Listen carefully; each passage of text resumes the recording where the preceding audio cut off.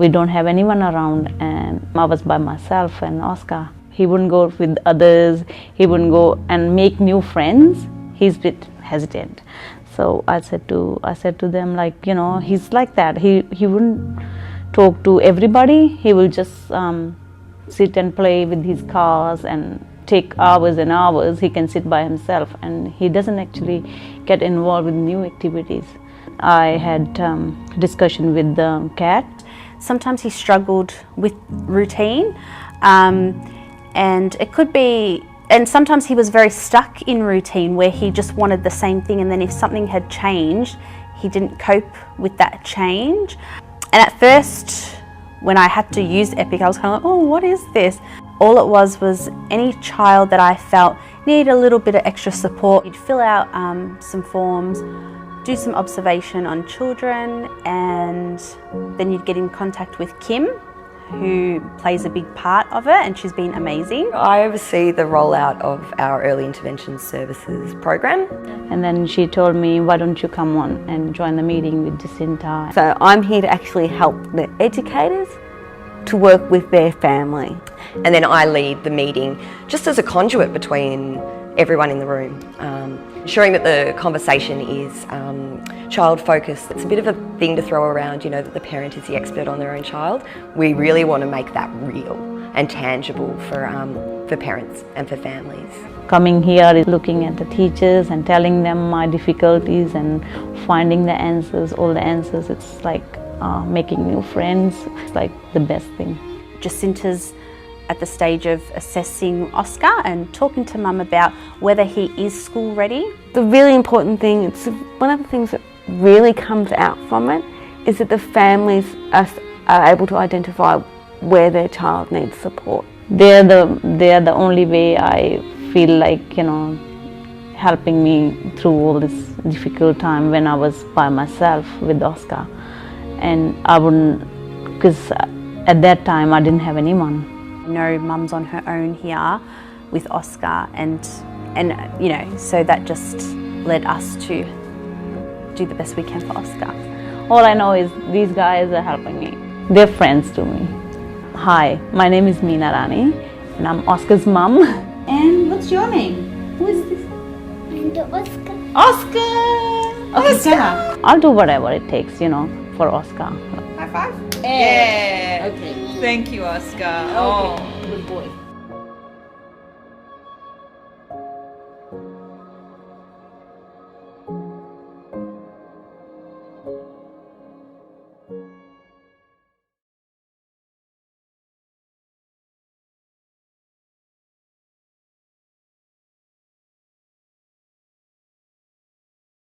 I am Robert De Silva. We are at the men's shed trying to show the kids from primary school as to how we work at the men's shed. I know that we're probably going to be building some things and probably do some gardening and stuff like that. We've got the teachers said we're making some bee farms. I'm excited to build the plants and the boxes. Yeah, it's fun, yeah.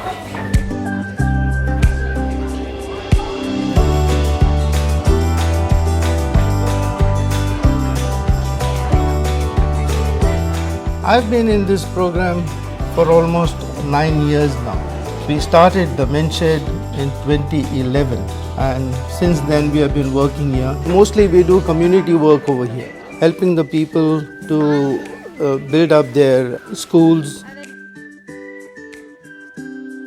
They meet us and they have something to do with their grandparents, and when they see us they've got a new idea of what life is about.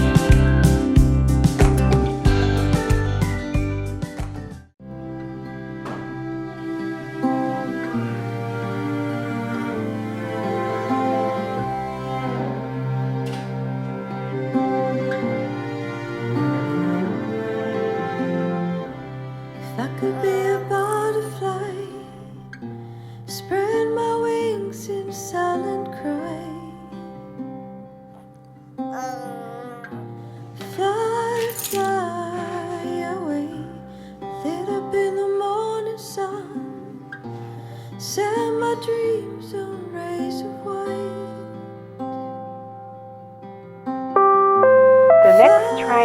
arriving at Airport West has been delayed.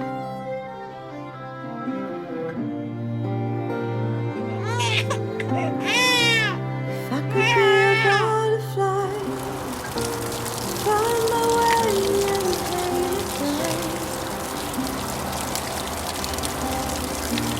Fly, fly away, to flutter in the golden sky.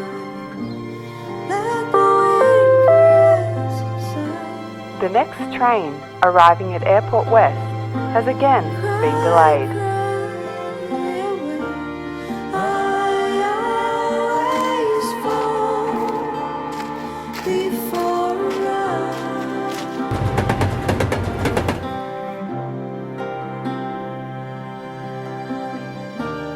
I always fall before a ride.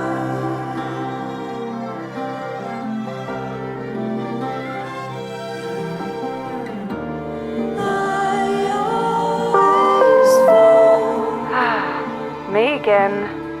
The train ain't coming, people. I could be a butterfly, touch the world before I die.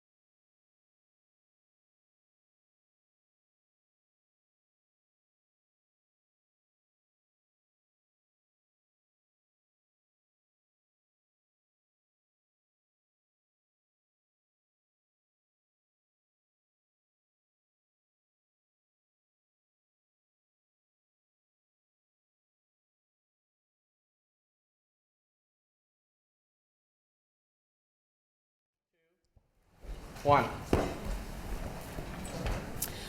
Welcome everyone to the ordinary meeting of Council for the 12th of November 2019, which I now declare open.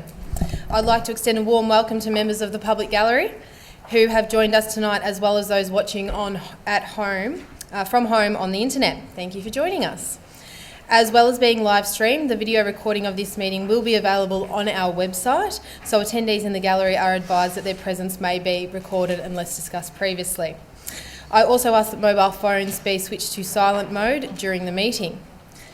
So on behalf of Moonee Valley City Council, I respectfully acknowledge the traditional custodians of the land on which Moonee Valley is located, that of the Wurundjeri people of the Kulin Nation, and we pay respect to their spirits, ancestors, elders and their community members past and present. We also extend this respect to other Aboriginal and Torres Strait Islander people here today. This is my first meeting chairing as Mayor, and I would like to thank Councillor Sharp, who did a fabulous job last year as Mayor, and Councillor Sypak as her Deputy. So thank you very much for all the tips that you've given me in the past couple of weeks. Greatly appreciated. Okay, apologies. Councillors, I've received apologies from Councillor Gauchi-Marici and Councillor Nation for tonight. Can I please have a motion that the apologies be noted? Moved Councillor Sorais, seconded Councillor Sharp. I'll put that to the vote. All those in favour? That is carried.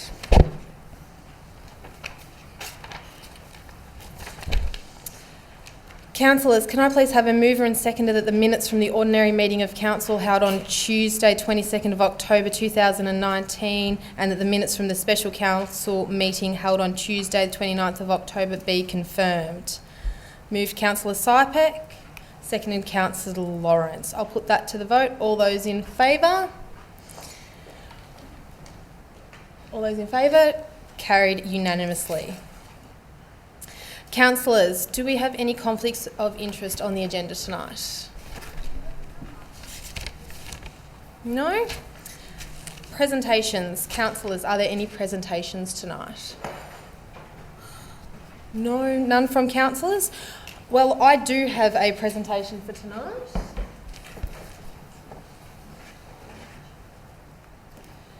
Today I was lucky enough to go to Flemington Street Children's Centre and represent council with there was a group that have come from Hanoi in Vietnam, comprising of the Department of Education and Training. They were principals and managers of kindergartens, and they have presented the city this plaque, and they thanked us all for our time. And I do also want to thank the staff who, the centre was amazing, and I know that everyone who was there was exceptionally pleased, and we have such a strong program there that people from all over the world are obviously coming to visit. So I'll hand this over to the CEO, who can take on behalf of the city. Okay, petitions and joint letters. Councillors, are there any petitions or joint letters for tonight? Councillor Marshall. I have a petition. No, wrong way. So I've got a petition that has been signed by 58 people electronically through the Ascot Chase Enclave Facebook group, and then 210 signatures, written signatures. So that petition is in relation to the opposition to the proposal to lease the telecommunications tower at Walter Street Reserve, the one in relation to Axicom and Optus. So I'd like to move that Council resolves to receive and note the petition, to refer the matter to the relevant officer for investigation and reporting back to Council, and 3, advise the petition organiser accordingly. Thank you, Councillor Marshall. Do I have a seconder? So Councillor Sorais. Thank you. All those in favour? That is carried unanimously. Okay, we're now up to the time on the agenda for public question time. We have received 6 questions from the community tonight. I'll invite residents to come to the lectern one at a time to read their first question. I'll then ask the relevant manager to respond. Then the second question can be asked. Okay, so I'll first ask Mary Sanders to read her question from the gallery.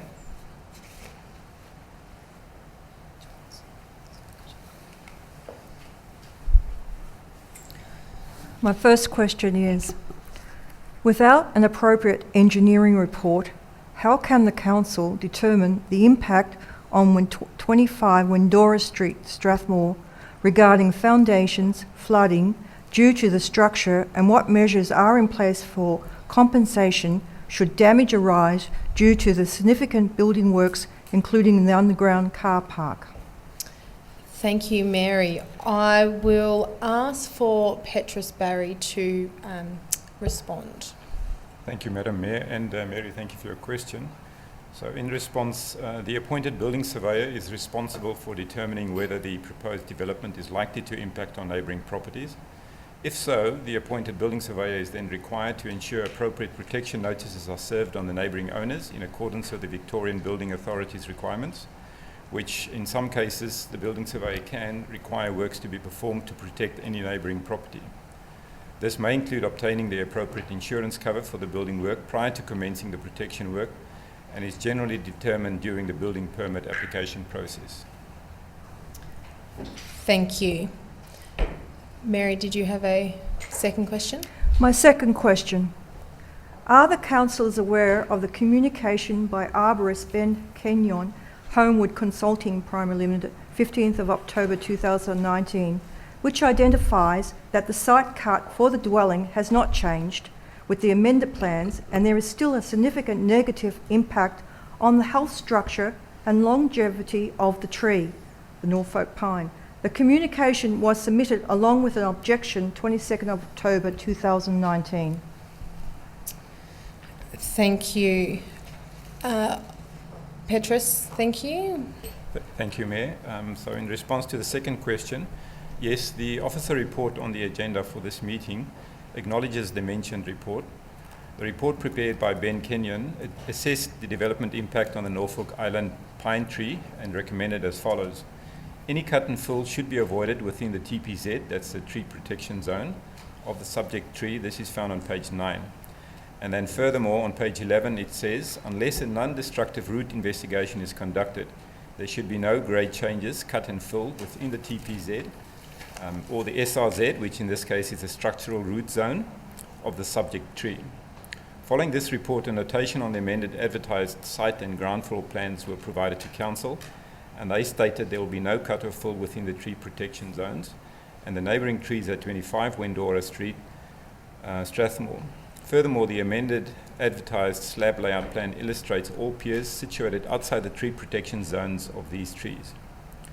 Also, conditions have been included in the recommendation in the agenda for tonight to ensure that this is met through the requirement to delete the concrete pads within the secluded private open space areas of dwelling 1 and 2.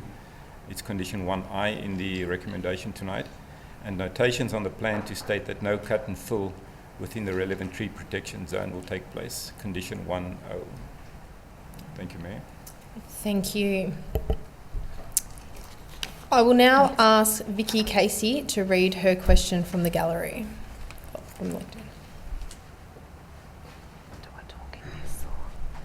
Good evening. Do I need to see this, say that bit or not? My question relates to it, yes? No, just this bit, okay. There has been great objection to this item, which is the Axicom and Optus Towers on Walter Street Reserve. Council have received 14 submissions, a petition that I submitted today with 210 written signatures and 58 digital signatures. We've also had support from Danny Pearson, the MP. My question is, along with other residents, I'm speaking for them here tonight, how can local residents be sure that Council has appropriately addressed their concerns and investigated all the possible alternative solutions to this issue? Thank you, Vicky. Vicky, I'll get Officer Vincent Kamel to answer this for you. Thank you, through the Mayor. At its ordinary meeting on 9th April 2019, Council resolved to commence the statutory procedures in accordance with sections 190 and 223 of the Local Government Act 1989 in relation to proposed leases to Axicom and Optus over part of Walter Street Reserve. 14 submissions were received opposing the proposed leases as part of this process. The concerns raised in the submissions were thoroughly investigated by Council officers, with the investigations concluding, also including with relevant regulated bodies. Detailed comments to each of the issues raised in the submissions were published on Council's website on 16th of August and are also attached to the report on the agenda this evening. Relocation options for the telecommunication facilities were raised in July 2017 and again in 2018 and 2019. After extensive investigation, these were determined as unviable solutions. While there were multiple factors considered that led to this opinion, the primary reason for officers to not recommend a relocation was the concern that the facilities would be transferred onto another resident group at a relocation area. The removal of the facility was also investigated, and it was determined that the area was already underserviced by base station telecommunication facilities. Therefore, removal of the facility would significantly impact mobile service in the area or result in the installation of multiple low-impact facilities which may be installed by the providers pursuant to their powers under the Telecommunications Act 1997. Thank you. I will now ask Veronica Sanders to come to the lectern, please.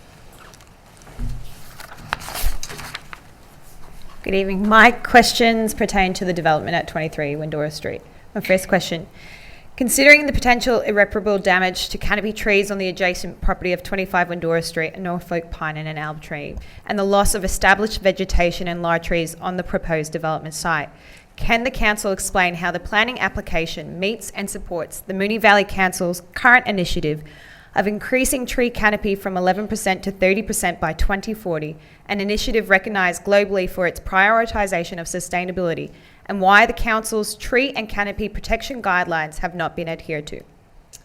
Thank you, Veronica. I will ask Officer Jessie Keating to answer your question. Thank you, Mayor, and thank you for your question, Veronica. In response, the site is not located in any vegetation protection overlay that requires existing trees on site to be retained. The landscape plan proposes to plant 3 new trees on the site. Condition 9B of the permit further requires an additional 3 trees to be planted on the site. These conditions ensure that 6 new canopy trees will be planted throughout the site that will contribute to increasing the tree canopy across Moonee Valley. Notably, the existing 8 canopy trees located around the perimeter of the site will be retained as part of the development. Thank you. And Veronica, you had a second question? Yep. My second question is, how does the Council aim to mitigate issues and threats to the neighbourhood character Garden Court 3 as identified in the Council's own documented neighbourhood character profiles, including loss of garden settings, including generous front setbacks with lawns, loss of established large trees and vegetation, including street trees, lack of suitable and larger scale landscaping and new developments, large areas of impervious surfaces around dwellings, boundary-to-boundary development that restricts views between dwellings where this is typical of the street, development that breaks the general rhythm of built form along the street with inconsistent setbacks, new developments and additions that dominate the streetscape, lack of articulation of building facades, high or solid fencing that restricts views from the street, and garages, carports or crossovers that dominate site frontages. Thank you for your question. Officer Jessie Keating? Yes, through you, Mayor. An assessment against the Garden Court 3 has been undertaken and it is outlined in the Council report. Where any development does not accord with the relevant neighbourhood character precinct profile, these developments have been either conditioned to comply or refused. Thank you very much. I will now ask Pauline Ann Dumaresque up to the lectern.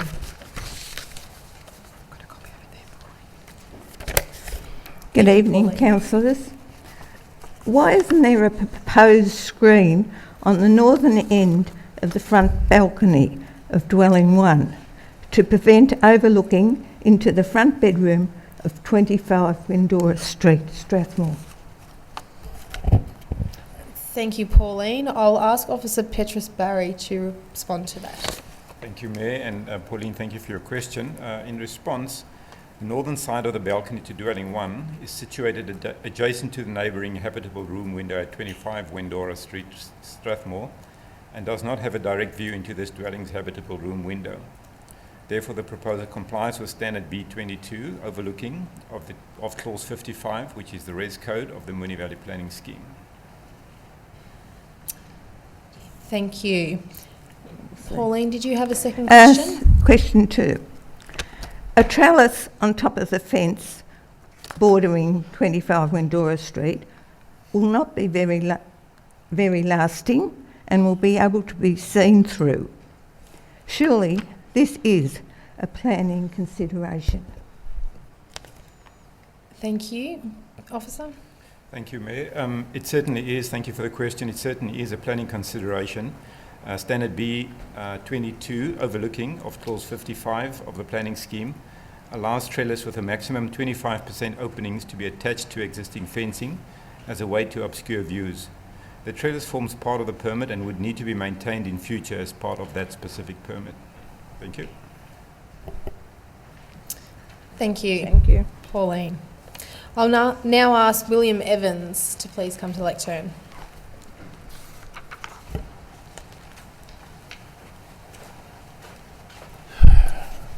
My question has two parts. Firstly, what steps, if any, are to be taken to ensure that the project arborist, whether a firm or person, has suitable qualifications with regard to pier and beam construction and is truly independent?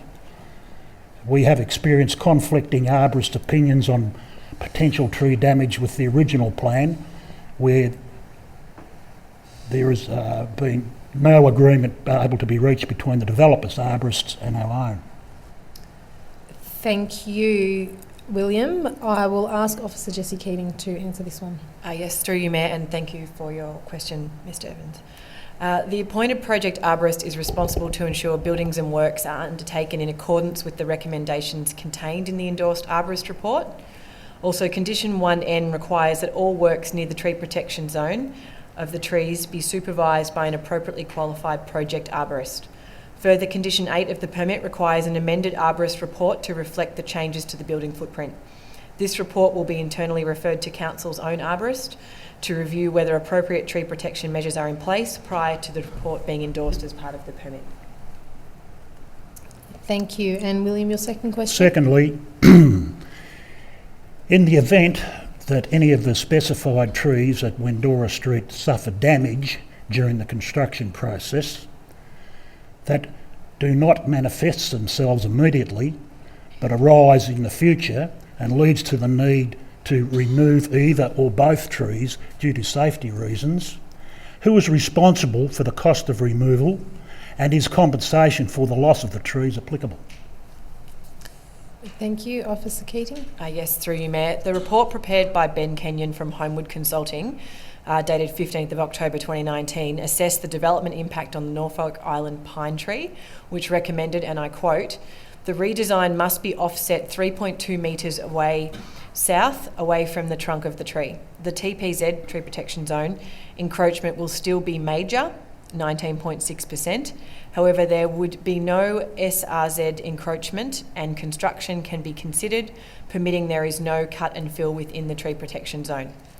The amended advertised plans, 57A plans, lodged after advertising, made major changes to address all the recommendations outlined in the arborist report prepared by Ben Kenyon through setting back dwelling 3 beyond 3.2 metres, i.e. to 4.5 metres from the trunk of this tree, with all piers situated outside the tree protection zones of these trees.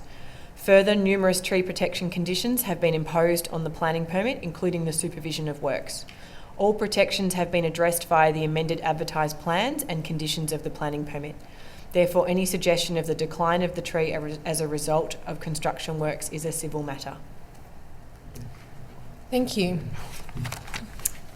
I will now ask Dale Rizzuto to come and ask his questions, please.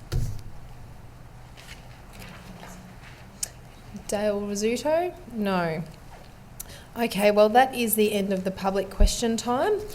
I note item 9 on the agenda is reports from special committees. However, we have none tonight, which will move us into item 10, which is the reports. Just for those who are on live streaming tonight, due to the people who are in the gallery tonight, I will be moving item 10.8, the proposed leases to Axicom and Optus over part of Walter Street Reserve, to after the planning application of 23 Windora Street. So that's item 10.8 in after 10.1.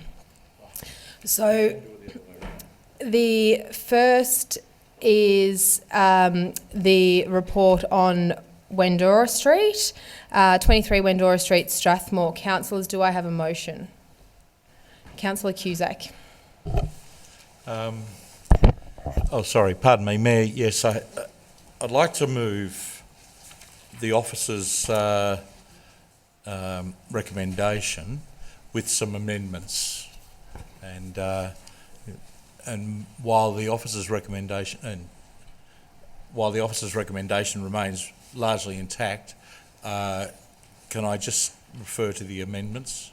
Thank you. Because they're mostly of a wording nature, although there is one other point that I'm trying to get some clarification on.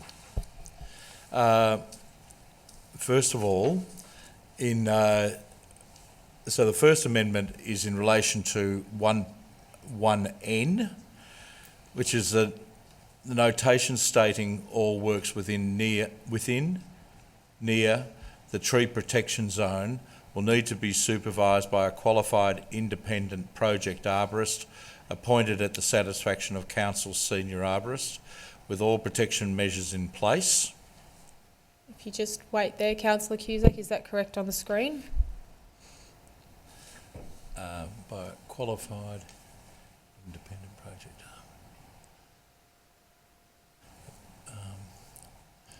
appointed at the satisfaction of Council's senior arborist. That looks right. Thank you. We'll go on to the next. The insertion of a new 1Q, which is the part of Peck Avenue which is to be constructed as part of this permit, will be signed at the cost of the developer and to the satisfaction of the responsible authority to advise motorists and pedestrians that this is a shared pathway. Thank you. Yep. Okay. That, and then there are some consequential changes as a result.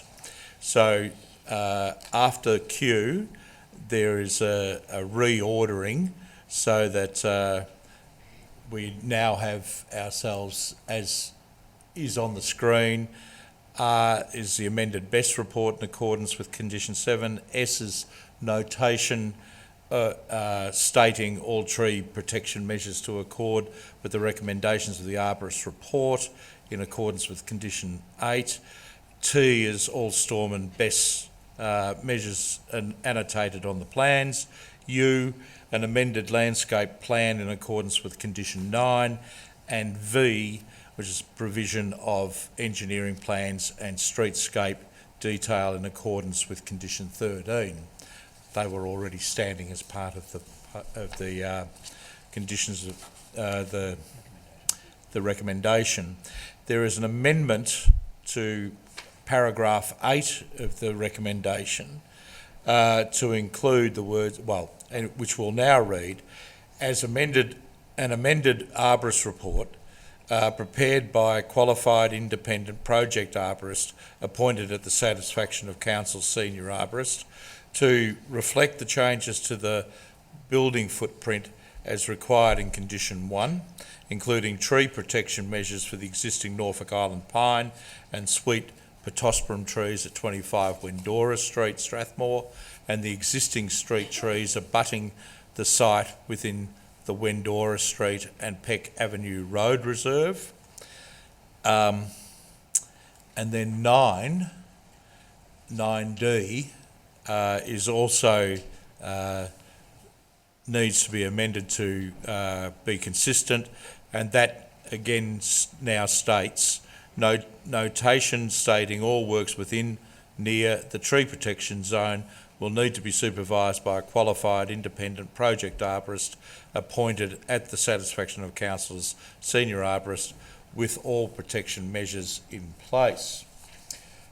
I picked up in relation to... Sorry, Councillor Cusack, you're still moving the motion. Was the rest read as is? Yes. Sorry, and the addition of that point there. Yeah, and I would like to include another slight addition on the basis of the screening measures that were Your motion, Councillor Cusack. So there is an inclusion now. The northern end, so now there's a part R, which again necessitates a restructuring of 1. So what you see is 1RSTUV, if you could just move them one spot along in the alphabet, and a new R, the northern end of the front balcony of dwelling 1 to be partially screened to prevent overlooking into the front bedroom of 25 Wendora. Thank you, Councillor Cusack. I will just wait until that is up on the screen. I'll say that much slower. So there's a new R, the northern end of the front balcony of dwelling 1 to be partially screened to prevent overlooking into the front bedroom of 25 Wendora Street. Into the front bedroom of 25 Wendora Street.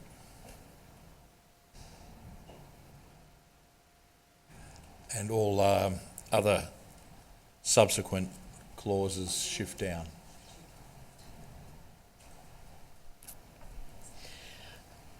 Thank you, councillors. Is everyone okay for me to ask for a seconder, or do people want it to wait for it to be up on the screen? No? In that case, Councillor Cusack, was that any other changes you wanted to? That's your motion? Thank you. It was quite simple to start. Councillors, I'll ask for someone to second Councillor Cusack's motion. Is there a seconder? Councillor Marshall? Thank you. Councillor Cusack, would you like to speak to the item? Thank you, Mayor. It's a bit unusual. This is a matter that sits outside of my ward, but I've picked up the cudgels here only because there were some clear issues that were raised to me by residents who are affected by this development, and they were quite keen to make sure that they were raised in their favour. So we have a proposal in front of us to develop on this block of 800 odd square metres 3 double-storey dwellings, 3 bedrooms with basement garage, and 1 double-storey with 3 bedrooms dwelling with basement garage, and 2 double-storey 4-bedroom dwellings that face on dwelling 1 facing onto Wendora Street and 2 dwellings facing onto Peck Avenue. The critical thing here is that because it's a corner block, there is a capacity to do this. However, there is also a need to understand the long-established nature of the houses that surround this development, and I know a fellow councillor is concerned that there is significant change in that area, and doesn't necessarily support this development. In my heart, I probably would have to agree. However, we are given the job of looking at a planning matter and assessing it against the Res Code and working our best way around this so that it fills both the requirements of the Res Code and also what might happen with the neighbourhood. So the critical issues that appeared from reading the initial objections were that there are questions around car parking, landscaping, clearly the site amenity impacts, the trees, and issues like stormwater and runoff and so on like that, especially into the property at 25. We had also within this project development a question about Peck Avenue. That side is not developed and needs to be turned into a suitable road that will allow cars to go in and out. But because of its narrowness and the prospect of its being always used by pedestrians, there is a consequential amendment. Going to 25 Wendora, the trees and 25 Wendora, we've heard through the question time a whole series of issues that have been raised. Initially there was a proposal to cut and fill, and that gave no succour to the people who at 25 Wendora who have that lovely Norfolk Island pine, because clearly it took no account of the roots and so on like that. It's also a question that was raised, which was, if this was such an issue, how come their own arborist didn't address these matters? And so subsequent arborist reports have clearly shown that there would be an issue, and if it wasn't, there weren't some changes made, that the tree protection zone and its roots would be severely impacted, and potentially the life of the tree shortened. So there have been amended plans that take that into account now, and so we have that issue resolved. I think also we've got. I'm just about there, Mayor. There were some other outstanding issues around the colour palette for the area, the questions of overlooking. I think most of those were addressed, and we've had to now look very quickly and conceding that there is an issue with dwelling one, and and we're very pleased to have had those questions today to have raised that. And the car parking issue, well, it's underground. We've got 6 car parks, which is what the requirement is for the dwelling, and of course council will not provide other permits because of the multi-dwelling arrangement, should they ever come into play in that neighbourhood. So we have in conclusion, the project, while it has some considerable concerns, I think most of them have been addressed. On balance, we've been able to resolve them within the residential code, and that not voting for this planning matter would take us to VCAT on a issue that would not necessarily have much opportunity to go any further. Thank you, Councillor Cusack. Councillor Marshall. Councillor Cusack has spoken at length in relation to the motion that's on the floor. I think we have a difficult job here in the sense that you cannot like a development, and often we don't like them, but our job is to assess how it stacks up against the applicable planning rules, and the reality is that this does measure up with a high level of compliance. The concerns that have been expressed, certainly around the trees, around the pedestrian access and around the screening, again, they are matters that we can actually address through conditions, and I wholeheartedly support what Councillor Cusack has attempted to do through trying to deal with those particular issues and providing a greater level of surety for residents. The difficulty is, as we know, that when we refuse applications like this with a high level of compliance, that you can head off to VCAT, and unfortunately all of the improvements that have been able to be made through conditions often are not upheld by VCAT. So that's one of the difficulties we face, one of the challenges, and you can end up with a much worse outcome without these protections around the trees, and, as I said, around the other matters that have been able to be addressed by conditions. So I acknowledge the concerns. We need to look at the rules that apply. We need to look at what's in and around the neighbourhood. And I think that this is an attempt to try and get an outcome that could certainly be much worse. So I'm happy to support it for that reason. Thank you, Councillor Marshall. Are there any other councillors who would like to speak to this item? Councillor Sharp. Thank you, Madam Mayor.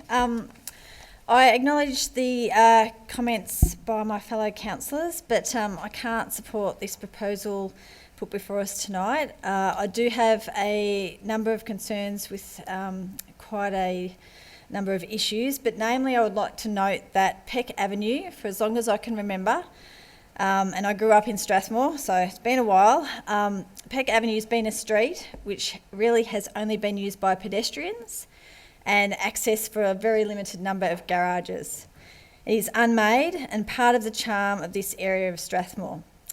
I visited the site today, and while I note that the opposite side to this proposal has had a 3-unit development constructed, and Peck Avenue has been paved with driveways, I guess 2 wrongs just don't make a right, and it still doesn't sit well with me. So I acknowledge the concerns of residents tonight, particularly regarding the trees, and I am very concerned about the loss of a number of mature trees in and around this site. So hence those concerns based with just the fact that I just have issues with the build, I guess. I can't support this application. Thank you. Thank you, Councillor Sharp. Any other councillor? Councillor Lawrence. Thank you, Madam Mayor. This is a application that we're putting 75 plus conditions on, and that doesn't include the ones that Councillor Cusack has thrown into the mix. That's a red flag for me immediately, a huge red flag. It tells me that there are some issues with this application, that there are problems, and the developer hasn't addressed them, so the planning department and others have had to come to the fray. There's a loss of local neighbourhood character, with mostly weatherboard homes of a similar look and style in that area. There's obviously, as already mentioned, the loss of trees and shrubs and vegetation, which is really in opposition to our MV 2040 greening policy. And I find that extraordinary that we're prepared to throw out the baby with the bathwater. The planning report comment that the loss of trees and wildlife is not a planning consideration is a little difficult to swallow, and particularly with that large Norfolk pine tree next door. It could have up to 40% of its roots removed. Now, if that doesn't affect a tree, nothing will.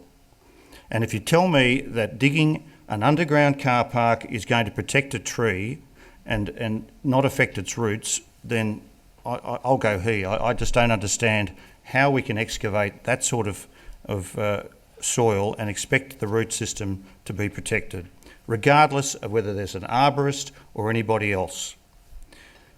This is the neighbourhood of Strathmore that is a family living home area, not your 3-bedroom townhouses that belong more in the inner parts of Moonee Valley City Council. The design for me is not diverse enough, and it lacks character and appeal. The bulk and scale of this development is inappropriate and does not respond to the streetscape. Daylight to the neighbouring properties and adjoining windows is reduced. Increased of street parking through having more cars and people living in the area is only going to create more congestion and more cars parking in the street. Finally, 2 doors down from this development is the Cobb & Co mansion located 2 doors away at number 27 Wendora Street, and this will be negatively impacted on the heritage listing that exists already on number 27 Wendora. I will not be voting in favour of this development. Thank you. Thank you, Councillor Lawrence. Are there any other councillors that would like to speak to this item? No? In that case, I'll put that to the vote. Sorry, Councillor Cusack, there has been opposition. Councillor Cusack, you may close. Well, as I said at the outset, I had misgivings about this development, but I saw the second set of amended plans come in, and I was also convinced by those that there were a number of issues resolved.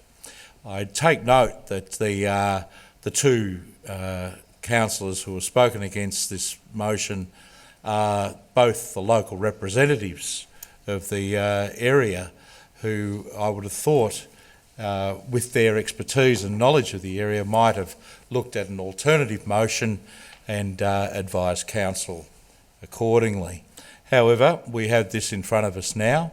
There is clearly an opportunity for fellow councillors to either A, support the existing motion, which is the officer's recommendation with amendments to support the trees, to look at Peck Avenue and to look at that screening measure for Building 1, or to refuse altogether. And my only concern about that is, as Councillor Marshall put it, if we go to VCAT with something that is pretty highly compliant with the Res Code, and we have got these number of concessions, all of those come off the table at a point of discussion in Res Code and may not go back on the table again. So it's a decision for the council. I'll leave it at that. Thank you, Councillor Cusack. I will put that to the vote. All those in favour? Councillor Sorais, Councillor Sypek, Councillor Byrne, Councillor Cusack, Councillor Marshall. All those against? Councillor Sharp, Councillor Lawrence. That motion is carried. As advised at the start of the meeting, I will be moving item 10.8 up. So item 10.8 on the agenda is the proposed leases to Axicom and Optus over part of Walter Street Reserve. Councillors, do I have a motion? Councillor Marshall. Thank you. I'd like to move that consideration of this report be deferred until the ordinary council meeting to be held on the 26th of November 2019. Thank you, Councillor Marshall. And seconded by Councillor Cusack. Councillor Marshall. There are a range of matters that, for me, I still need to get some surety around and some consideration of. So I'm thinking about the different options, and at this point in time just don't have all of the advice that I need to put up a motion that I think is appropriate and that we're all well informed about. Thank you, Councillor Marshall. Councillor Cusack. I went down and had a very long look at those towers the other day, and if Councillor Marshall has some confidence that she can find a way through this whole issue, I would absolutely endorse exploring that, and that deferring is the only sensible thing to do while we open up as many possible doors as we can. The Ascot Chase development is a very important and critical development for down that part of Ascot Vale, and these towers have always been a blight on the area. There were promises made, and so we need to see whether we can address that matter. Thank you, Councillor Cusack. Would any other councillor like to speak on the item being deferred? No, I'll put that to the vote. All those in favour? That is carried unanimously.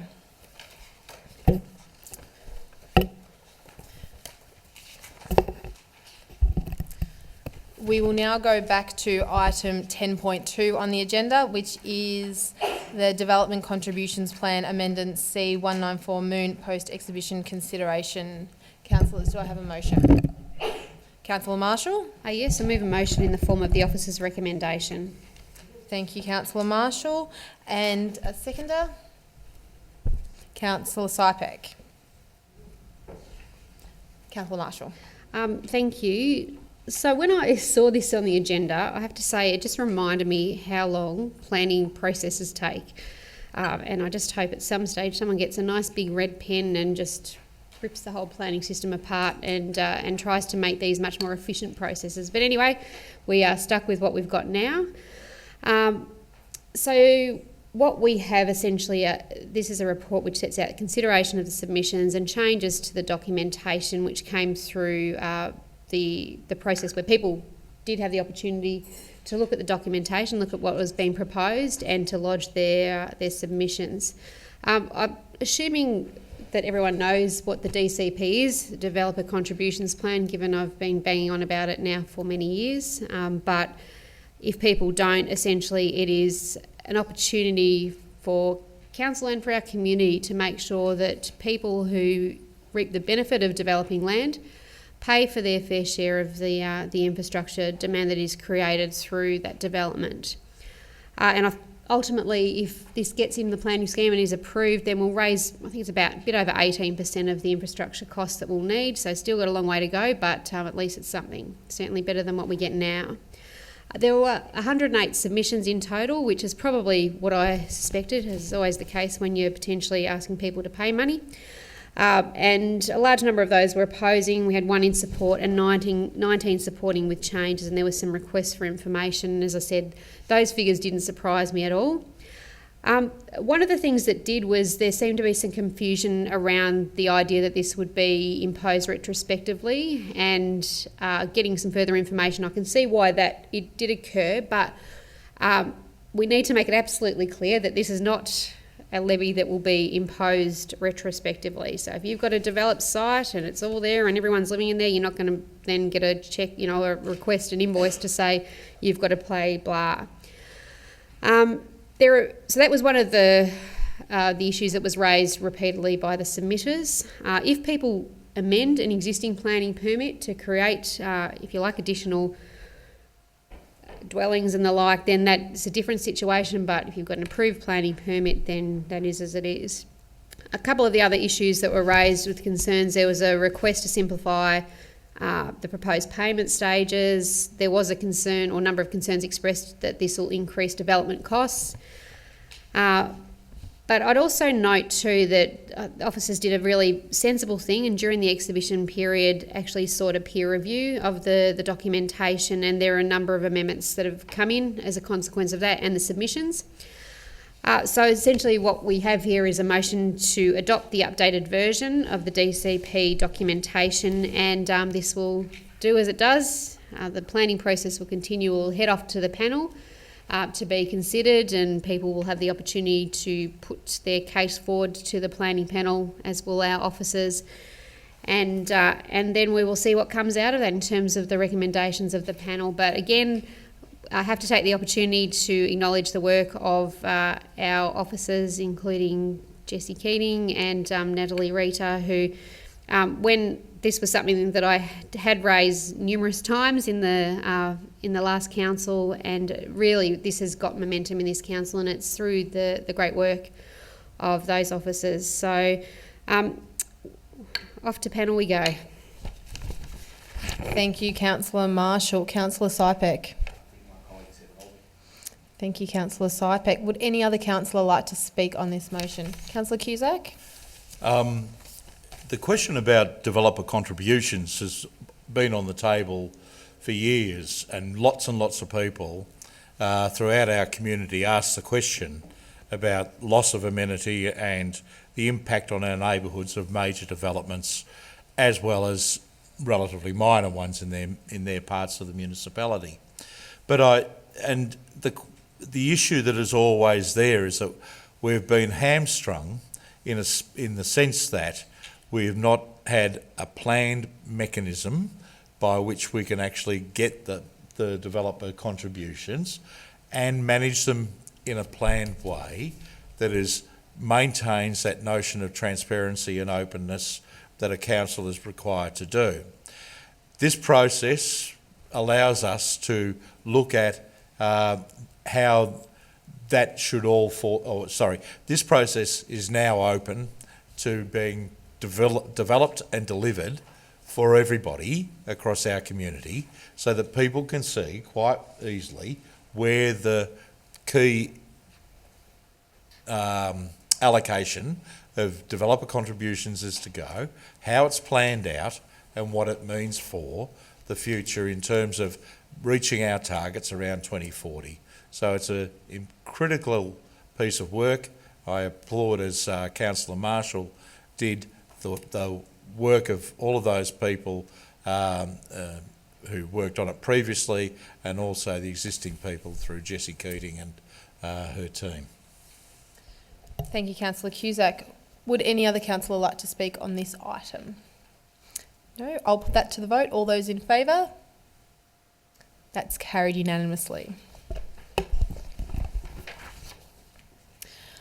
Item 10.3 on the agenda is titled Neighbourhood Hero Awards. Councillors, do I have a motion? Councillor Sorais. Thank you, Madam Mayor. I'd like to move that Council resolves to A, note the revised Civic Recognition Awards transition from the Spirit of Moonee Valley Awards to Moonee Valley Neighbourhood Spirit Awards, in alignment with the Festivals and Events Transition and Action Plan endorsed by Council on the 10th of July 2018.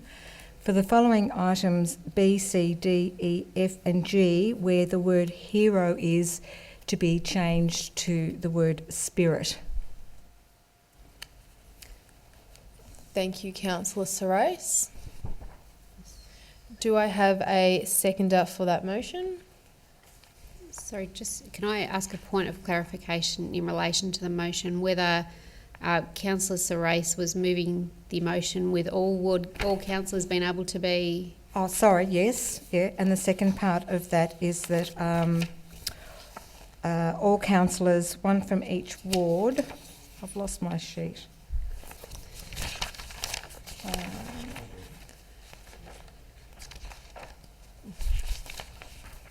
Sorry, that all councillors from... Councillor Sorais, sorry, is this an F? F, yeah, appoint all councillors, members of the neighbourhood here, or that becomes Spirit Special Committee for the term of council with a quorum of one councillor per ward effective from the date of the resolution. Thank you. So that, as it reads on the board, yes, except for the heroes, is the motion that you are moving. Wherever the word hero appears, that be changed to the word spirit. Thank you. Do I have a seconder? Yep. Councillor Sharp. Councillor Sorais. Would you like to speak to the item? Yep. So at Council's ordinary meeting, 10th of July 2018, the Council endorsed the Events and Festivals Review Transition and Action Plan 2018 to 2021. And the key recommendations adopted included to adopt a neighbourhood planning approach for delivering council events, to strengthen community capacity through event partnerships and grants, and to implement business efficiencies. The review supported revising the Spirit of Moonee Valley Awards to align with Moonee Valley 2040's neighbourhood approach, reflecting the Moonee Valley 2040 themes of fair and thriving. The Moonee Valley Neighbourhood Spirit Awards will celebrate and acknowledge the efforts of those who make a positive contribution to their community and neighbourhood. The Moonee Valley Neighbourhood Spirit Awards will be presented at a community celebration on Neighbour Day and within the Moonee Valley Festival period. Neighbour Day is celebrated on the last Sunday of March each year with the aim of fostering personal connections and encouraging people to connect with those who live in their community. The Neighbourhood Spirit Award supports Council's vision of a healthy city and will invite the community to celebrate and acknowledge people who positively contribute within their neighbourhood. From the 30th of December 2019 to the 9th of February 2020, the community will be invited to nominate their neighbourhood spirit.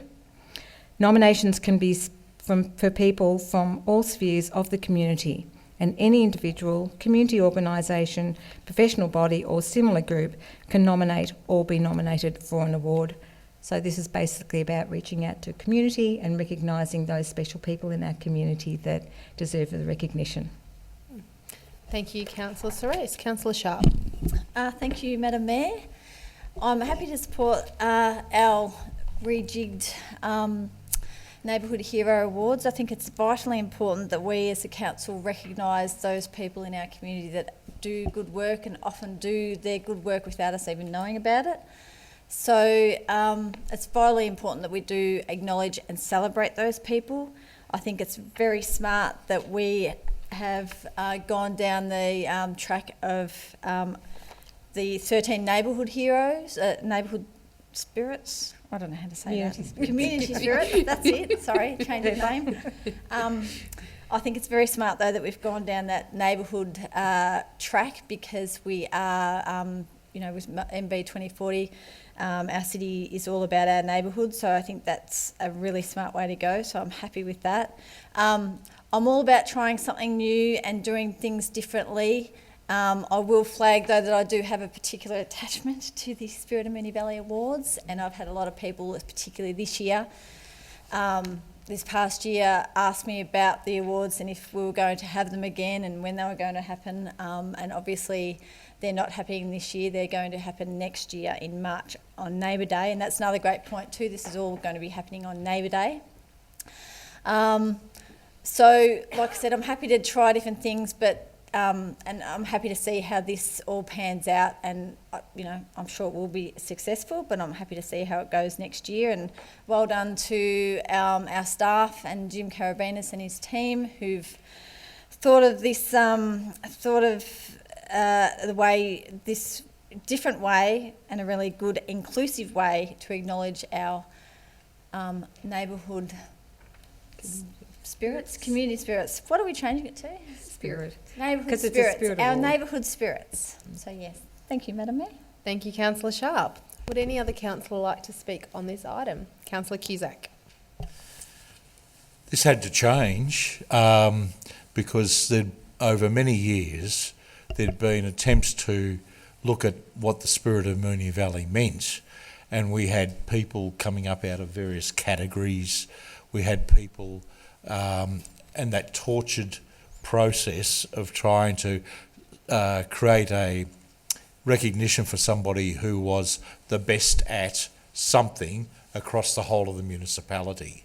And it was always an issue that that one person wasn't just the best at that particular activity across the whole of the municipality, and that there were often people who might replicate or do the same sort of thing in a really, really good way somewhere else. And so the notion of what it takes to create a neighbourhood is recognised in these awards, and it's that notion that a community is built around diversity, not sameness, and that somewhere along the line a community that has many, many different flows and peaks and ebbs in its life and how it manages and operates itself can find a way to say, well, listen, there is a person, pardon the English, or there are others who might be really worthy of recognition. And so we've taken out of the whole spirit thing all of those vexed issues about, should we have enough boys? Should we have enough girls? Should we have enough this? Should we have enough that? And who's the most of this and who's the most of that? I think what we might be able to promote within our communities is that notion of well-being, health, generosity, that notion of connectedness, and people who, as the whole thing talks about, and people have said already, that spirit of as an exemplar, but not the only person who does that sort of thing. And it doesn't necessarily have to be somebody who's out in front of the pack by a mile. It can seriously be somebody who does something small on a regular basis, who might be hidden away, but what they do is critical to how a number of people live their lives and get the most out of being a resident in Moonee Valley.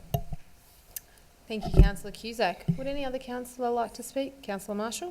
Look, I'm happy to support the motion and speak in support of it, and I think it's a logical step, given we are moving to a neighbourhood planning model, that we really enable people within a community to recognise so many people who do so much. And I'm really pleased about the name change, Councillor Serace. I think it's very sensible, because the reality is that the people who often are the greatest contributors to our community, who have that real spirit, would be, I think, mortified with the idea of being thought of as a hero.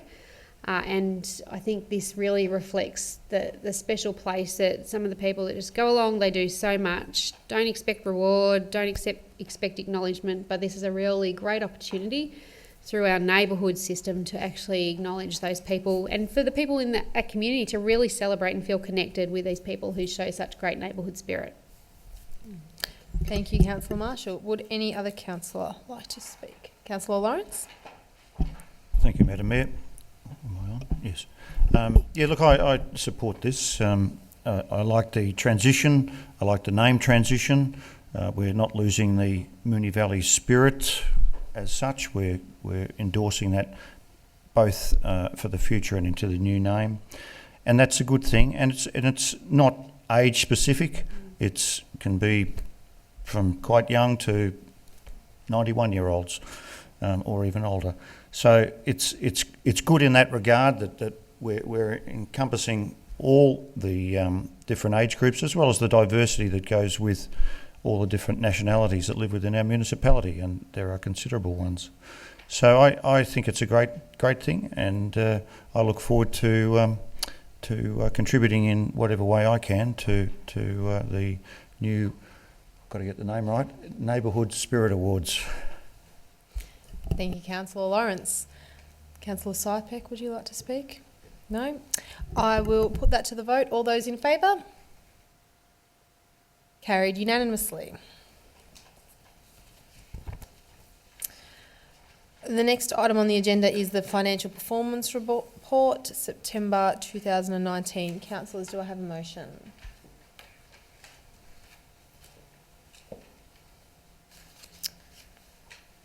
Councillors? Councillor Cusack? So I'll move a motion in the form of the officer's recommendation, Mayor. Thank you, Councillor Cusack, and a seconder for Councillor Cusack. Councillor Lawrence. Councillor Cusack, would you like to speak to the item? So Council provides these regular reports on its financial performance and associated processes which are also accountable, and to make sure that they're transparent and responsible. The report includes statements around operating statement, balance sheet, cash flow statement and capital expenditure. The overall financial position 30th September 2019 is a forecast annual surplus of 13.9 million, of which there is 300,000 less than the adopted budget.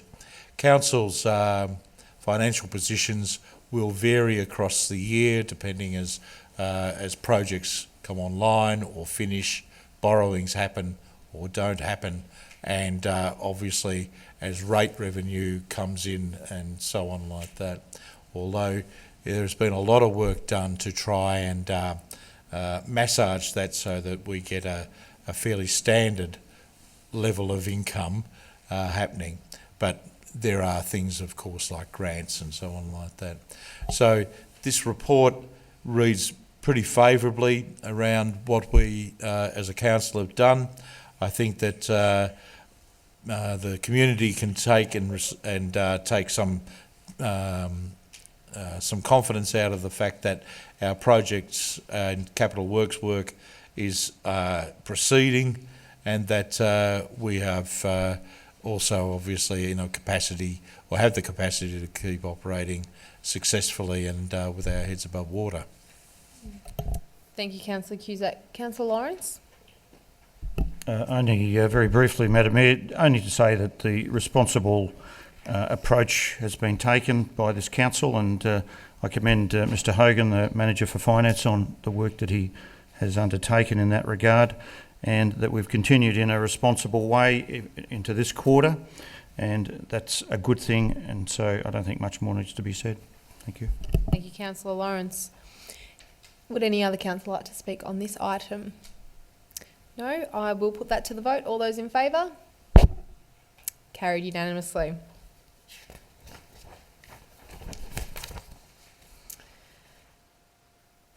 Item 10.5 on the agenda tonight is the response to the Notice of Motion 2019-15 Sharing Sheds and Library of Things. Councillors, do I have a motion?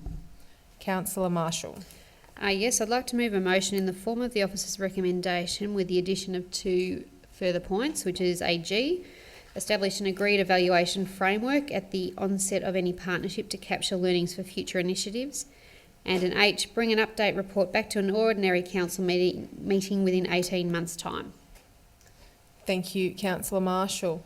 And a seconder? Councillor Cusack? Yeah, happy to second, but I was wondering if... Councillor Cusack, the motion is as Councillor Marshall has... Did I read it out correctly? There was I'm mindful of this getting clunky. We'll have the motion as okay. put. All right. Are you seconding the motion? Yes, I am. Thank you, Councillor Cusack. I will also flag that I will move an amendment to... As a seconder of a motion, you cannot move an amendment. Oh, well, what's the question about evaluation? Councillor Marshall, would you like to speak to the item? Yes, I will. Though I might first ask a point of clarification in relation to the evaluation concern that Councillor Cusack has about what's proposed. So what is... Okay. Sorry. So that's... Okay. Okay, great. Thank you. Now, look, there are some reports that you're very happy to see, some not so, but I was very happy to see this one. And obviously we have, as was reminded at our briefing last week, we do have existing libraries of things, if you like, and we've got our libraries which are much loved, and the one thing that we always rate really well with at Moonee Valley, which is fabulous, and the toy library too, which has been a very successful initiative for many years now, both in Essendon and also in Avondale Heights. But I'd like to thank councillors too for supporting my notice of motion, which initiated this at the time, because it is something that's definitely different to what we have done or proposed in Moonee Valley. And while I'm dishing out the thanks, I'd also like to thank the officers who have prepared and pulled together a really great report. And they've also done what is one of the great things that we do as a council, and when we do it well, it's fabulous, which is to work with existing groups, community groups which show interest, and we've got our sustainability champions who are helping move this idea along, and that's again a program that council runs and has been incredibly successful. I think there's either been 2 or 3 rounds now, but so many great ideas have come out of that program, and it's one that we really should celebrate, and hope it goes way into the future. So the report, I'd encourage you to read it if you have any interest at all about what sharing sheds and libraries of things are, and you get a really good overview about the different models that exist out there, and I think it's a really useful piece of work for people in other parts of or other councils who might like to get some sort of idea about the way these things can be run. Obviously, as the report indicates, this was driven for the most part by environmental concerns that I had, and that idea about, when we look at the waste hierarchy, that we focus so much around recycling, so many of our discussions are around that, but we need to really start shifting our focus to the actual preventing the creation of waste in the first instance, and obviously having a sharing shed is one very tangible way that we can look at doing that. But the other really magnificent part of this is that sense that it's something that brings together communities, and for me that's just as appealing as the environmental benefits that could be achieved through a sharing shed. So you see in the report that officers at this stage have identified 2 potential sites at the Flemington Community Centre and also the Ascot Vale Neighbourhood Centre. Both of those sites have a lot going for them. As you will note, they both scored very highly and they've got lots of potential, and I think those of us who know the communities both at Flemington and Ascot Vale really well, I have not a single bit of doubt that the communities would get behind a sharing shed in those areas and really support it. The Ascot Vale site was identified quite late in the piece, and you have to, when you look at the analysis, you can see what potential it has, and it's really a site that's underutilised in so many ways. And when you look at the proximity to so many of the other great initiatives in Ascot Vale, we've got the boomerang bags, the little pantry, and the Moonee Valley Repair Cafe, which are really in close proximity to the site. You can imagine that there could be some real synergies and partnering opportunities there. So obviously officers will continue, if this motion is passed, working with the community to work out which of those 2 sites would be best. I'm very excited about where this might head, and for me too, I absolutely think that capturing learnings, if you like, and having a clear evaluation framework is important, and it's important too because this is something that ultimately you'd like to see rolled out across other neighbourhoods if we can get this one right. Acknowledging that there might be some neighbourhoods that it wouldn't work at this point in time, but you certainly get the sense the discussions that we're having, the demographic changes that are happening in Moonee Valley, and the awareness about the importance of waste are just always increasing. So I'm hopeful that this will get off the ground and will be the first of many. Thank you, Councillor Marshall. Councillor Cusack. Thank you, Mayor. I'll just clarify my early mumblings. They were those of an old man. So I'll just let it go at that. Thanks for the opportunity to second this motion. I think we have worked very hard at Moonee Valley in a number of ways to pull a number of critical issues, critical ideas together, and the notion of various drivers in our community and understanding what they are and how we should be able to respond to our community and be able to also lever off the fact that our community knows so much more than us. And the sharing, the libraries and the sharing arrangements that we're talking about here are critical parts of this. For a very small amount of money, this council is actually looking at getting a huge return. And so for people who worry about the bottom line, we've covered that off in spades.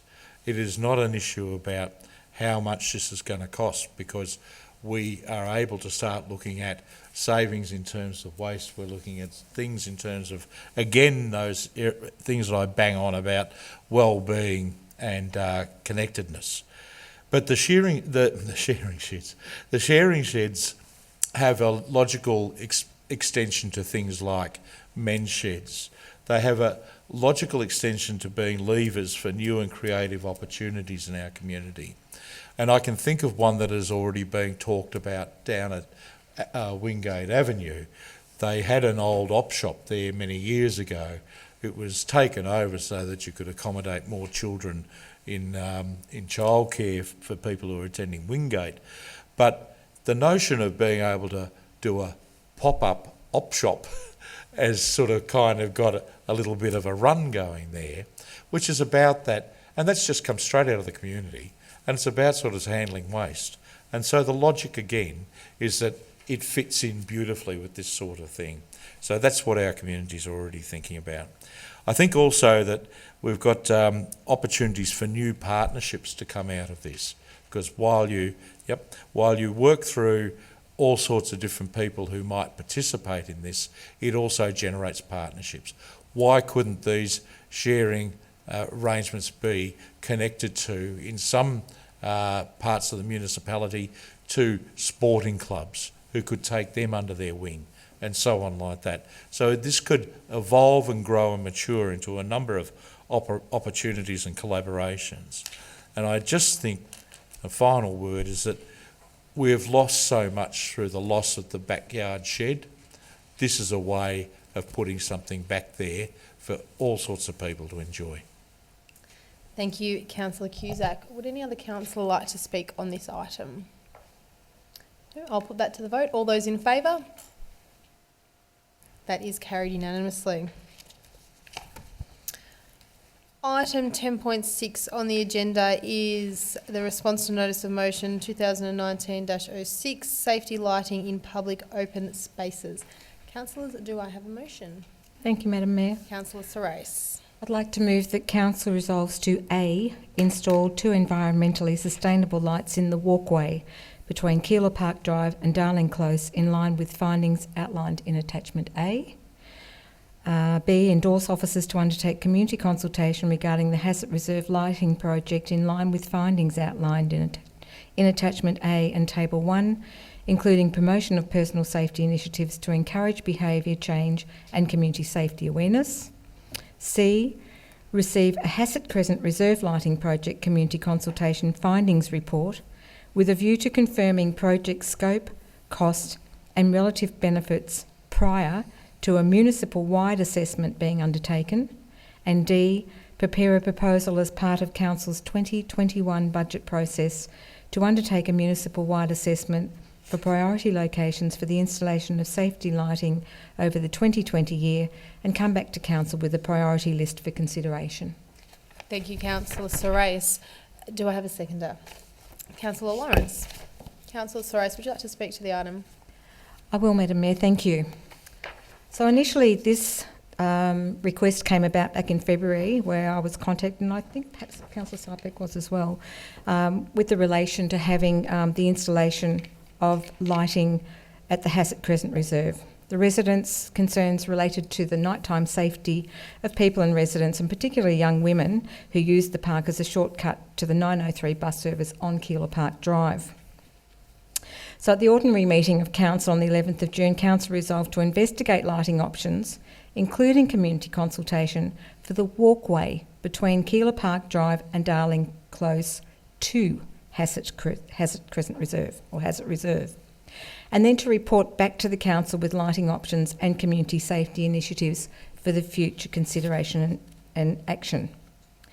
So Council received a report from Web Australia that's been produced and separated separately. The consultant undertook a lighting assessment to indicate the required level of lighting for the reserve's access way as per the required standards for pedestrian movement.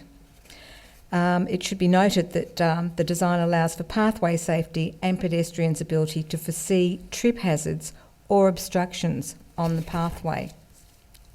In their report, it states that Darling Close Laneway, there is no dedicated public lighting within the Darling Close Laneway. Under the lighting requirements, the Australian standard AS 1158.3.1 provides recommendations for pedestrian area public lighting based on pedestrian/cycling activity. So this particular path does not comply with category P or 4 of the report.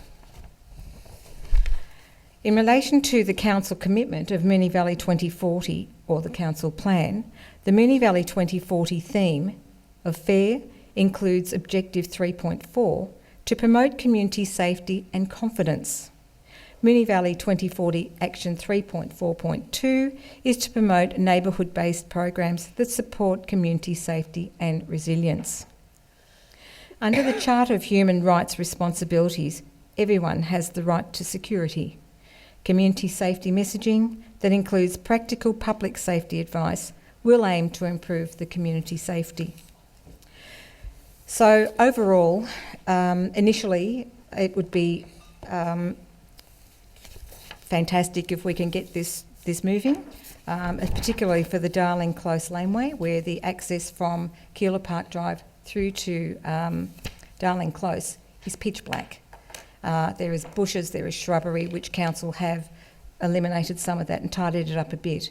But at night time, and particularly when people get off the bus, the 903 bus on Keilor Park Drive, rather than have to walk all the way back down to Milliara Road, along Milliara Road, back along down Border Drive to get to somewhere which is only a short walk, and that's why there's only 2 lights required into this strip. However, this will help prevent any hazards that are there that people can't see that they may trip on, and give them that little bit more of surety. So I would hope that the Council will support me on this issue, and it also opens it up, as the recommendation says, is that we look further into Hassett Reserve, but we also undertake other requests that I understand have come through for the remainder of the municipality that we can then look at for our community. Thank you. Thank you, Councillor Soros. Councillor Lawrence. Thanks, Madam Mayor.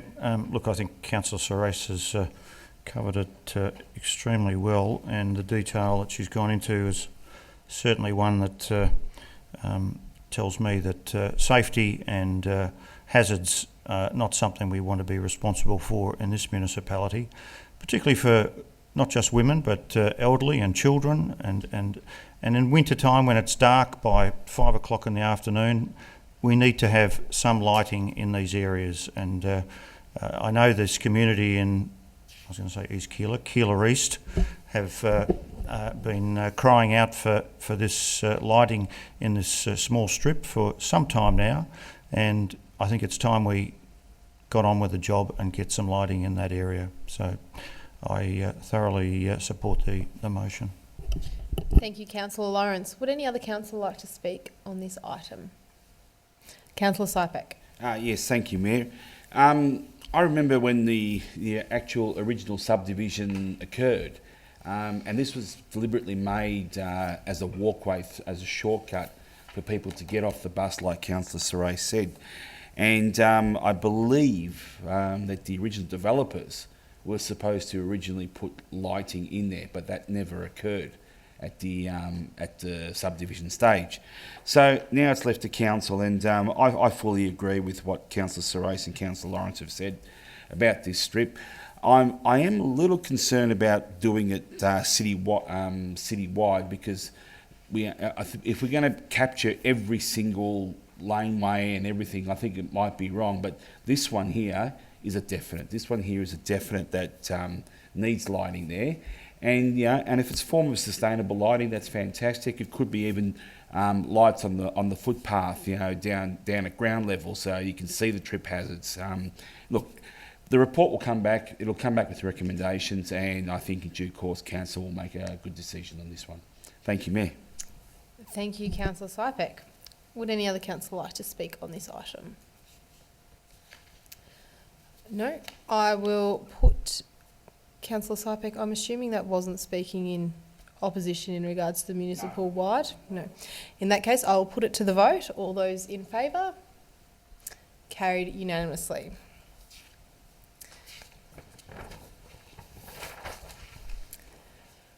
Okay, item 10.7 on the agenda is the Capital Works Program update. Councillors, do I have a motion? Councillor Sharp? Happy to move the officer's recommendation. Thank you, Councillor Sharp, and seconded by Councillor Sypek. Councillor Sharp. Thank you, Madam Mayor. Pretty self-explanatory, just a change to our Capital Works program for 1920. One change, so happy to support that. Thank you. Thank you, Councillor Sharp. Councillor Sypek. Yes, thank you, Madam Mayor. The Capital Works program is probably one of my favourite reports that I always look into, and besides the financial report as well. The Capital Works program, once again, it's a standard form. Like as Councillor Sharp said, there's a minor amendment to it, and I'm happy to support it. Thank you, Councillor Sypek. Any other councillor? No, I'll put that to the vote. All those in favour? That is carried unanimously. Now, councillors, we have already done item 10.8. For those people who are tuning in online, if you backtrack to the start of the meeting, it was discussed after item 10.1. Next on the agenda is notices of motion, and we don't have any tonight. And following on from that, we have urgent business. Councillors, do we have any urgent business to discuss tonight? Yes, Madam Mayor. I've got some urgent business. As we can see, the devastating fires up in New South Wales, I think... Councillor Sypek, do you have, what will you be moving? And then you can discuss it. I would be moving to see how we as a council could help in any way whatsoever with the fires up in New South Wales. Thank you, Councillor Sypek. I will just wait one moment whilst that is put on the screen. Councillor, so what we will do is we obviously need to discuss first whether it is urgent.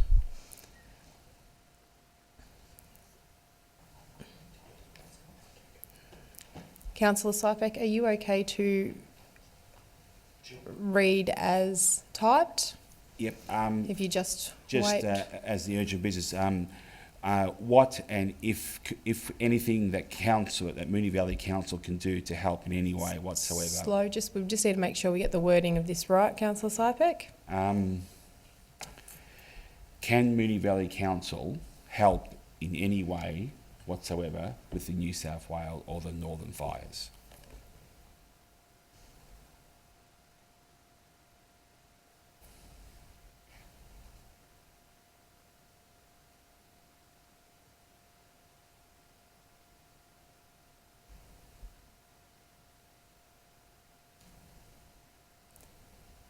Councillor Sypek, is on the screen what you are wishing to move.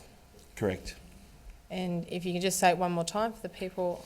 How can Moonee Valley Council help in any way with the Northern fires? Support the Northern fires. On the screen you have, how can Moonee Valley Council help in any way in the fires in New South Wales? Are you happy to move that? That's fine. Thank you, Councillor Sypek. Is there a seconder for this motion?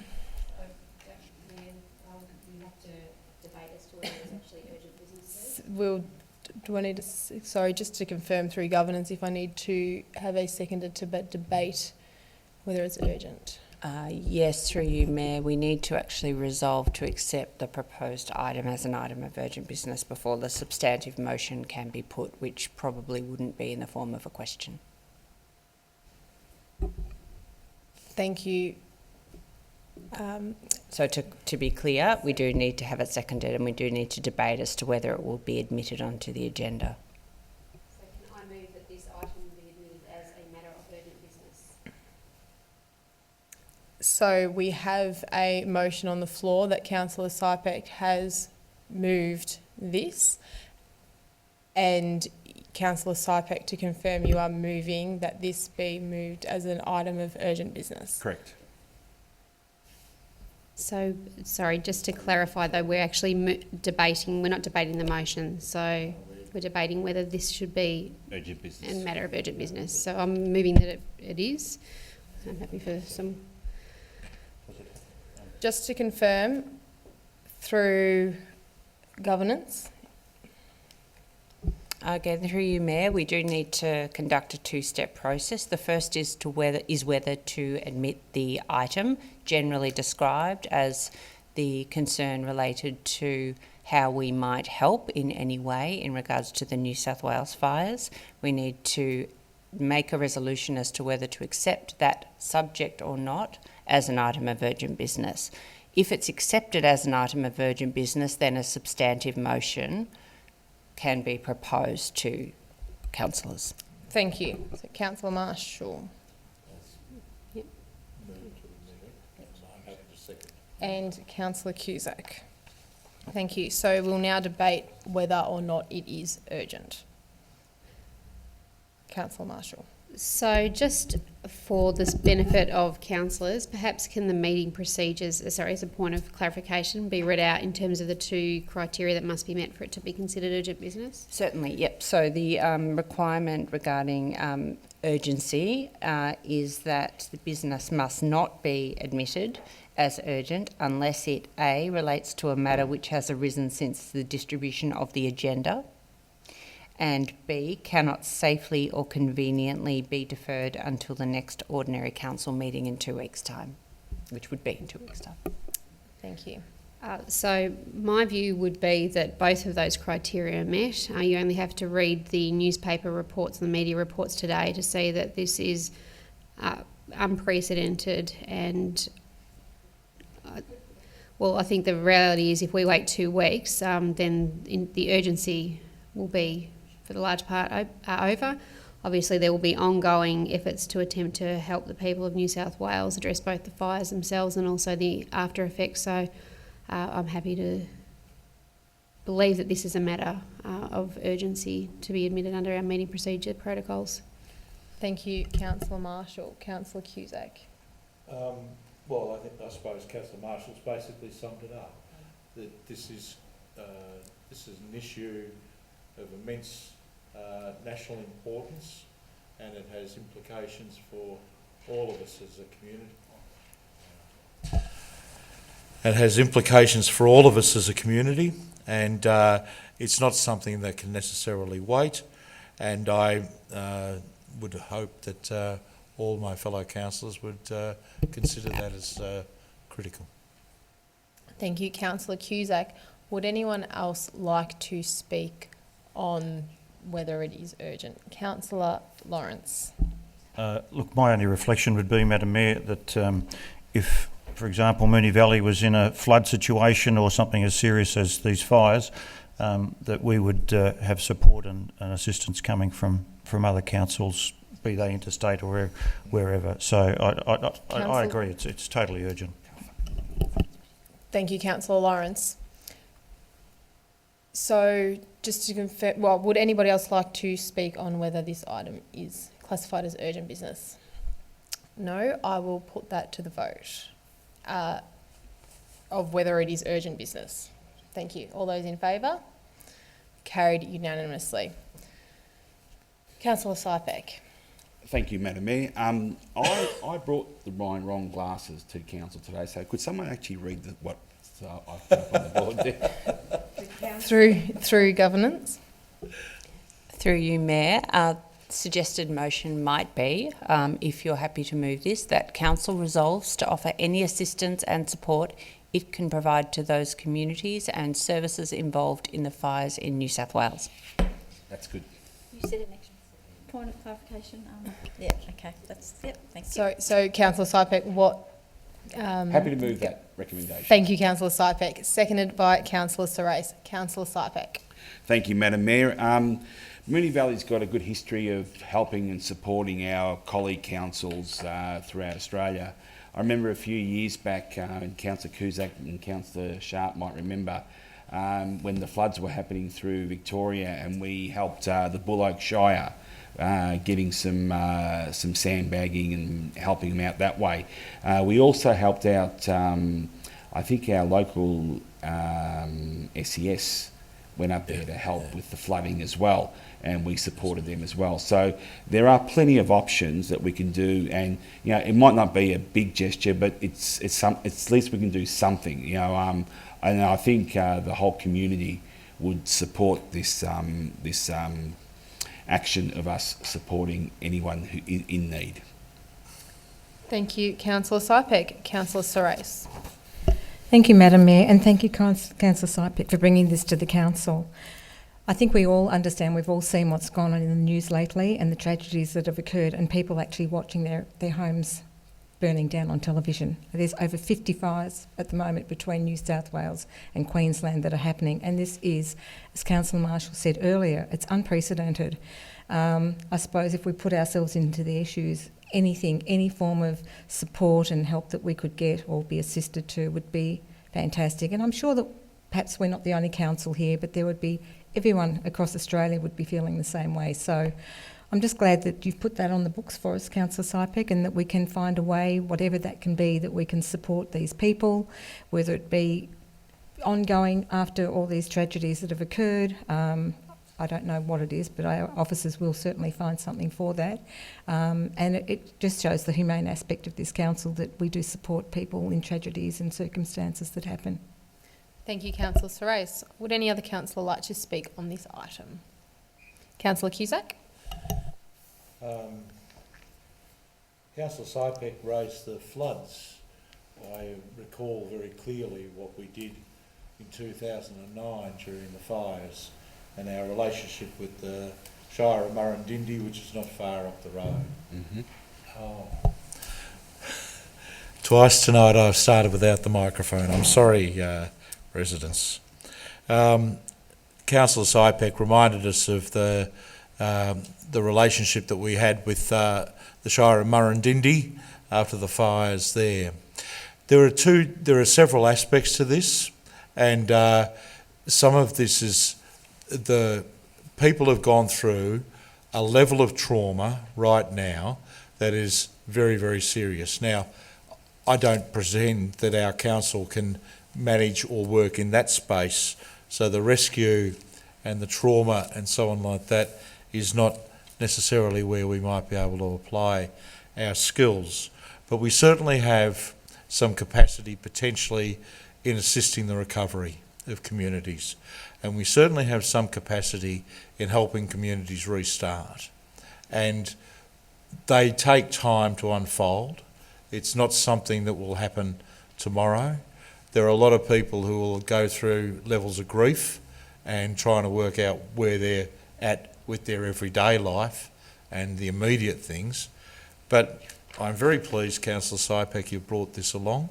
I think that we might, over the course of the next few weeks, continue to refine this motion as ideas and directions become available, and the demands of what local government in New South Wales require, and how we might be able to just lend ourselves to that. So I'm just flagging the fact that we need to keep this as a live thing, and it's not now.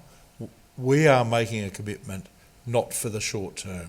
We've got to make a commitment that will help people over a longer period of time where we're best able to do it. Thank you, Councillor Cusack. Would any other councillor like to speak on this motion? Councillor Lawrence? I'm on, yes. Thank you, Madam Mayor. Look, it's difficult to know where you can contribute your resources for this type of devastation, and it's, as mentioned, an unprecedented situation. I did think when the motion was put forward that we're leaving our brothers and sisters in Queensland a little bit hung out to dry, but given the fires are maybe not as severe, but certainly severe enough in Queensland as well. But we'll talk about that maybe at another stage. But look, it may be through the form of council takes the approach that we can raise funds, although I'm sure there'll be a national fund for these bushfires that are just, as the rating says, catastrophic. I don't think I've ever heard that word used with fires before, as long as I've been around, and so it tells me that the seriousness of these fires are incredibly extreme, and that and judging by the news reports right now, this time of the evening is when it's going to be its most severe. So there are parts of New South Wales that are really doing it. I mean, the fear must be incredible. I would hate to be in that situation. So anything we can do to support this, and I take my hat off to Councillor Sypek. He beat me to the punch on this one because I was thinking of this today. But no, great motion, and I fully support it. Thank you, Councillor Lawrence. Any other councillor like to speak on this motion? No? I will put that to the vote. All those in favour? That is carried unanimously. Were there any other items of urgent business for tonight? No? Thank you. Councillors, do we have anyone who would like to report in their position as delegate? No? Oh, I will actually. Councillor Thrace. So last Wednesday I was at Metropolitan Transport Forum meeting, and Paul Giannis, I think his name is, who's the Secretary of, help me out here, Brian, Department of Transport, that's it. So he gave an overview about where things are travelling in relation to transport within Victoria. And at the end of that I did pose the question to him as to are we getting a station at Airport West or not? And I said, just a yes or no would be lovely. So his comments to me were that they're still doing a business case study, they're still reviewing this, and that sometime mid-next year that we should get an answer.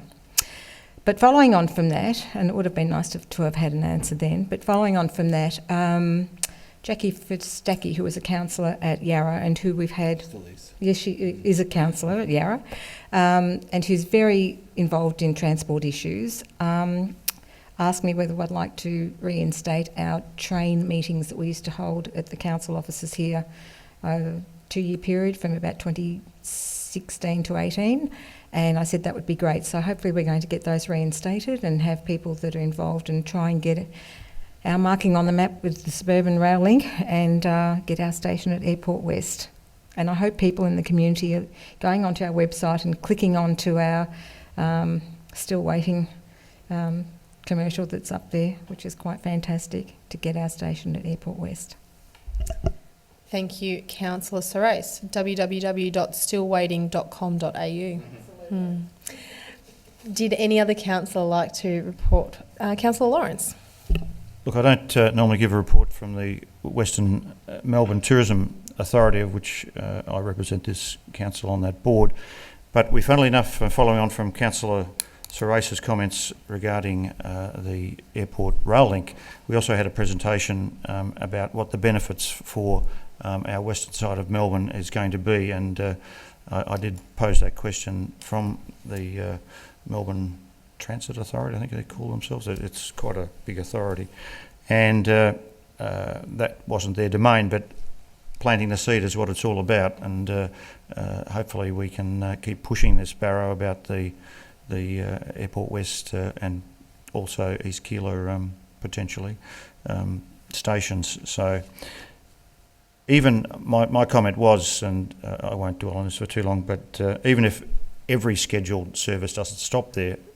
If we have every third or fourth or whatever, it's going to make a difference. So got to get the station first, of course. Okay, thank you.